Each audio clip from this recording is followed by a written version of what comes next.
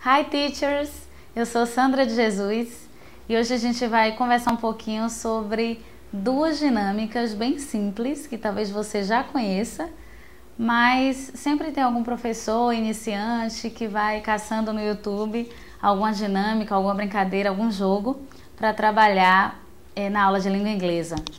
Então, eu gostaria de compartilhar com vocês duas que eu tenho utilizado. Eu sempre utilizei quando ensinei a crianças, mas estou trazendo também para o ensino médio, porque eu acho assim dinâmicas super práticas e potentes para a gente trabalhar qualquer tipo de conteúdo. Professores de outras disciplinas também com certeza podem utilizá-las. E a primeira dinâmica é a do hangman, que é na verdade a brincadeira de forca. E eu utilizei ultimamente essa brincadeira de forca para trabalhar com os meus alunos um vocabulário do assunto do capítulo que nós estávamos vendo no livro. Eu disse que com o segundo ano a gente está trabalhando Globalization, terceiro ano a gente está trabalhando Technology and Science e no primeiro ano a gente está trabalhando um pouquinho com Autobiography. E esses assuntos, os meninos vão lendo textos, a gente vai discutindo um pouquinho, conhecendo aspectos gramaticais a partir desses temas tratados em sala. Então, para revisar um pouquinho o vocabulário que eles já haviam visto, eu trouxe essa dinâmica da forca, que vocês já devem conhecer, não é? Que coloca vários tracinhos correspondentes à quantidade de letras que uma palavra tem. Então, por exemplo, eu pensei na palavra fashion. Então, eu coloco lá a quantidade de tracinhos no quadro correspondentes à quantidade de letras que a palavra fashion tem. E dividi em duas equipes, boys and girls, e aí a gente vai fazendo aquela competição, e adolescente adora competição. E tem um momento que as meninas respondem, um momento que os meninos respondem, e depois que eles conseguem descobrir a palavra, eu peço para que eles pronunciem. Depois que tentem lembrar a tradução para o português dessa palavra, ou se lembram o conceito dessa palavra, então é ótimo para revisar não somente vocabulário, como conteúdo e ainda de quebra treinar a pronúncia, porque a gente pode pedir para que os estudantes repitam essas palavras que forem colocadas na dinâmica.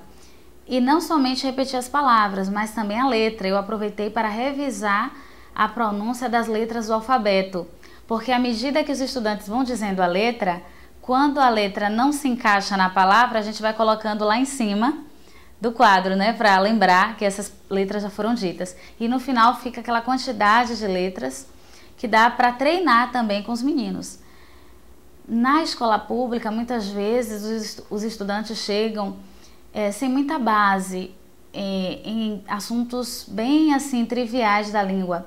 Então, revisar o alfabeto é algo que também, muitas vezes, se faz necessário na escola pública, no ensino médio. E outra dinâmica que eu adoro, que vocês também, com certeza, já devem ter visto, já devem ter feito, é a brincadeira do bingo. Então, o bingo é super divertido e dá para fazer com o caderno que os meninos levam para a escola e a caneta deles. Geralmente eu peço para que eles desenhem uma cartela com 6 lugares, mas você pode ficar livre para colocar com 4 lugares, 4 espaços ou 8 espaços ou até mais. E dependendo do assunto que você estiver trabalhando com seus estudantes, você coloca ali. Quem estiver trabalhando com números pode ditar os números, os meninos vão marcando, vão preenchendo. Por exemplo, escolham 6 números, gente, dentro de uma 30, nesse escopo de uma 30. Ultimamente eu trabalhei não com números, mas com algumas classes gramaticais. Então, em uma série eu trabalhei, por exemplo, adjetivos. Então eu fiz o bingo dos adjetivos, que é um assunto que a gente está trabalhando. Eu elenquei 20 adjetivos, coloquei no quadro, os meninos fizeram a cartelinha no caderno e escolheram 6 adjetivos, cada um livremente. Eu disse, irá ganhar a rodada do bingo quem conseguir preencher a cartela toda. À medida que eu vou... E é interessante porque também eles treinam listening, porque eu vou ditando as palavras, cantando as pedras do bingo em inglês.